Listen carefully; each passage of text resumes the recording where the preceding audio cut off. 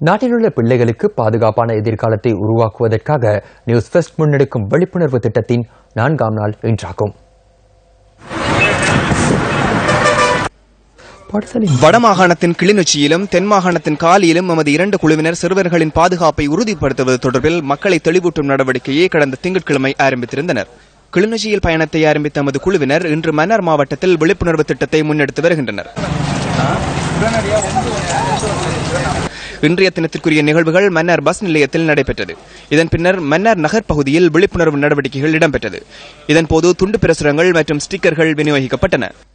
இன்றைய சிறார்களுக்கு நாளைய வளமானதொரு அழகிய பாதுகாப்பானதொரு பொழுதினை ஏற்படுத்திக் கொடுக்கும் முகமாக நியூஸ் ஃபர்ஸ்டினால் ஏற்பாடு செய்யப்பட்டுள்ள பிள்ளைகளுக்காக என்ற தொனிப்பொருளின் கீழான தெளிவூட்டல் நிகழ்ச்சியானது இன்றைய தினம் மன்னார் மாவட்டத்தில் முன்னெடுக்கப்பட்டுக் கொண்டிருக்கின்றது. குறிப்பாக தற்போது நாங்கள் மன்னார் பேசாலை நகரில் எங்களுடைய இந்த தெளிவூட்டல் நிகழ்ச்சிகளை முன்னெடுத்துக் கொண்டிருக்கின்றோம்.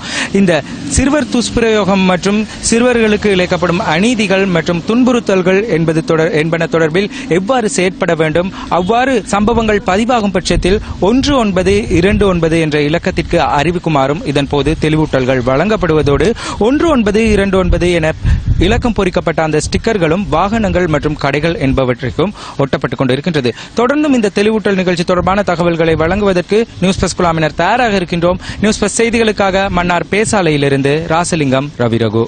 இதேவேளை எமது 2வது குழுவினர் இன்று பிபிலை பகுதியில் விழிப்புணர்வு நடவடிக்கையில் ஈடுபட்டுள்ளனர்.